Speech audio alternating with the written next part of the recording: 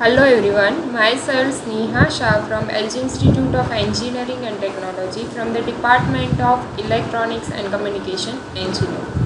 Today I will explain you about properties of discrete time Fourier transform from the subject of digital signal processing. The first property is linearity property.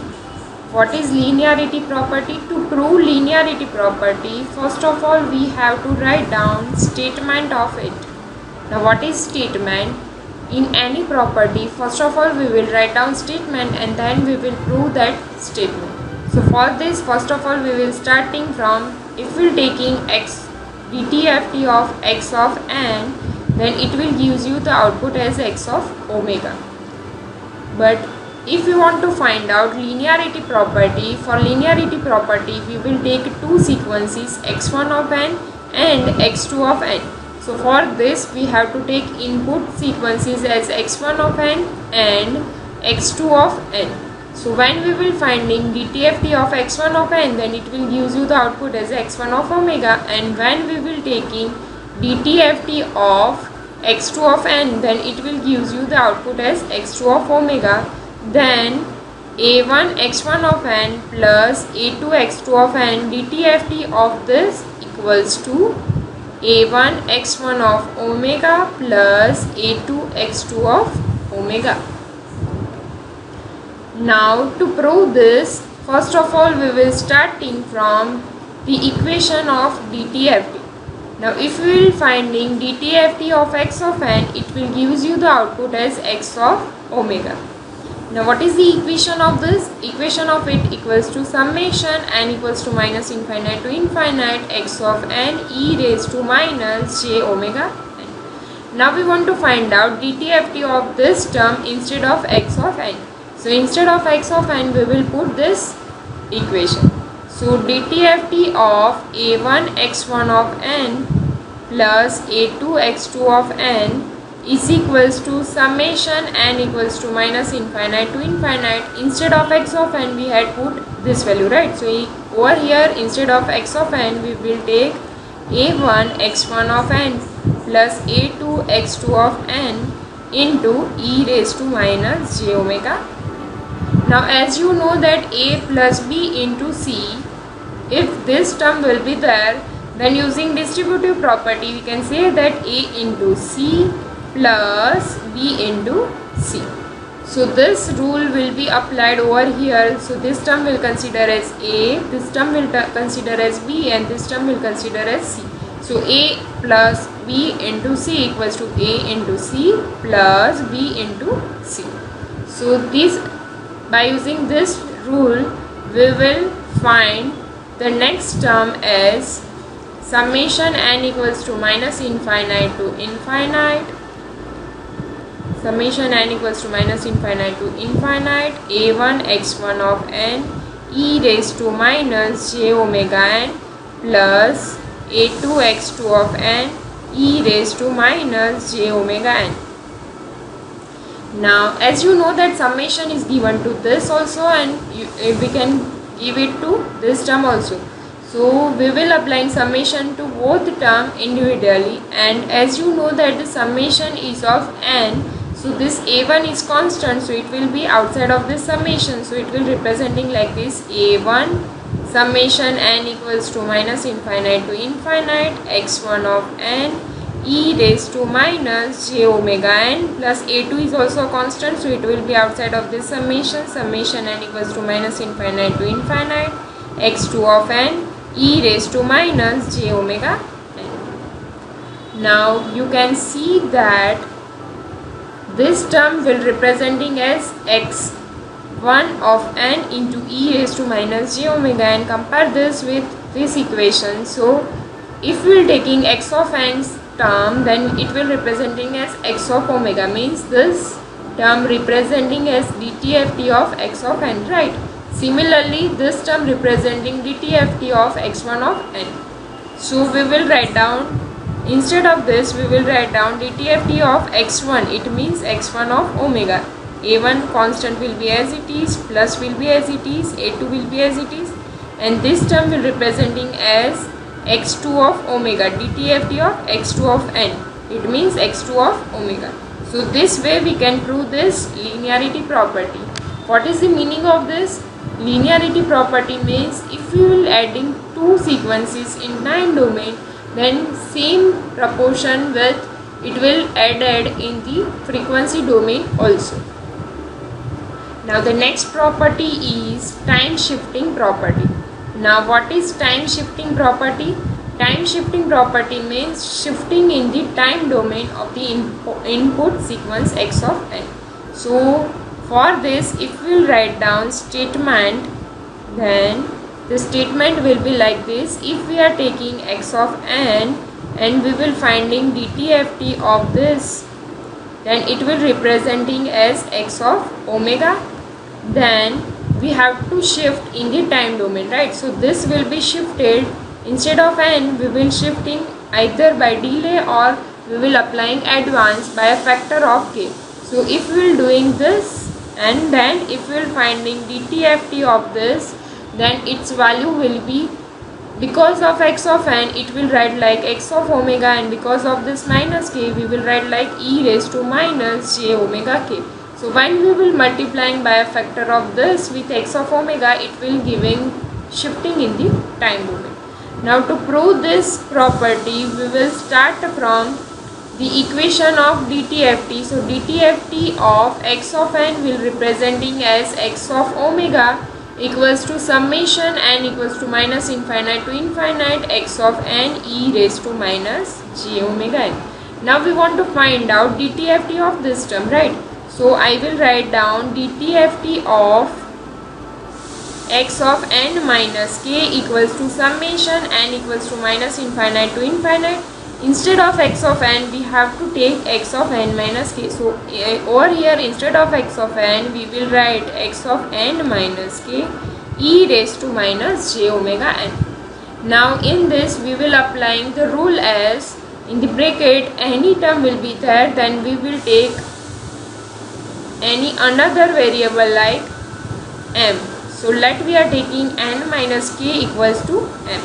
So what will be the value of n? N equals to k goes over here. So n equals to m plus k. Now if we will putting n equals to minus infinite, so the new value of m equals to minus infinite minus k means minus infinite. Similarly, if we will taking n equals to infinite, then infinite minus k will gives you the answer as m equals to infinite. So in this equation, instead of n minus k, we will take m. Instead of this n, we will put m plus k, and instead of this n range, we will take new range of m. So the next step of this dtft of x of n minus k will be representing like dtft of x of n minus k. This value will be representing as new range of m equals to minus infinite to infinite x of m e raised to minus j omega n. Instead of n, we will put m plus k, right? Now you can see that if there is e raised to minus j a plus b, so for this you can write like this, e raised to minus j minus jb, and this term will representing like e raised to minus j into e raised to minus jb. So this rule will be applied over here. So I will write down this step as summation m equals to minus infinite to infinite x of m e raised to minus j omega m into e raised to minus j omega k. So this term will be representing like this. Now as you know that this summation is of m, so this term has not a single value of m, so it is constant, so it will be outside of this summation. So we will write like this, e raised to minus j omega k summation m equals to minus infinite to infinite x of m e raised to minus j omega m. Now you can see that this term representing as dt of ft of x of m. So instead of this term, we will write x of omega, and this term will representing e raised to minus j omega k. So this way we can prove the property of this Fourier transform of time shifting. In this, we can say that the magnitude of the information sequence will remain same, but the phase angle will change by a factor of minus omega k, because we can say that phase angle will be representing like e raised to j theta, right? So instead of theta, we can say that theta equals to minus omega k. So there will be phase shifting in this sequence by a factor of minus omega k. Now the next property is frequency shifting property. What is frequency shifting property? If we will write down statement for this, then we can write like this: if we are taking information sequence x of n and we will taking DTFT of this, then it will gives you the output as x of omega. Then now we have to do shifting in the frequency. So shifting in the frequency means omega, instead of omega we will take, suppose if we will taking delay, then it will representing like omega minus omega 0, means shift in the frequency. Then what should be the change in the time domain? So in the time domain there is not only any an input sequence x of n. Over here the another term will be multiplied as e raised to j omega 0 n. So when we will multiplying this factor with information sequence x of n and we will taking DTFT of it, then it will gives you the shifting in the frequency at the output side. So if we want to prove this, we will start from the equation of DTFT of x of n. It will gives you the output as x of omega. Now the value of this will be representing as summation n equals to minus infinite to infinite x of n e raised to minus j omega n. Now you have to find out DTFT of this term, right? So we will finding DTFT of e raised to j omega 0 and x of n. So instead of x of n, we want to put this term. So over here instead of x of n, we will put this value. So summation n equals to minus infinite to infinite e raised to j omega 0 and x of n e raised to minus j omega n. Now we will rearranging this term, so it will representing like summation n equals to minus infinite to infinite x of n. Now from this two term we can say that e raised to j omega 0 n and e raised to minus j omega n.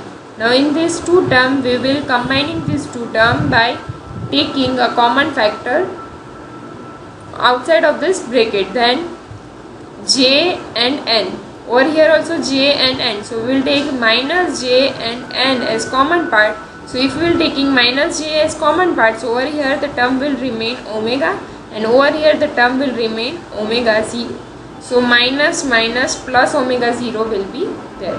So using this property we will rearranging the term and finalizing this term as e raised to minus j omega minus omega 0 into n. So this term will representing as e raised to minus j omega minus omega 0 into n.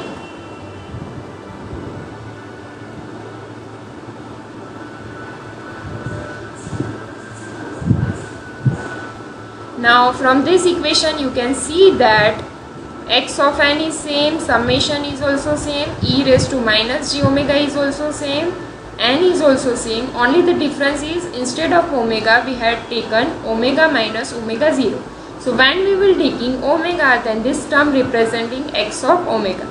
Now we are taking omega minus omega 0, so this whole term will representing as x of omega minus omega 0. So from this term we can say that there is shifting by omega 0 in the frequency domain. So this property will prove the frequency shifting property. So to finding frequency shifting, we have to multiply this term with x of n.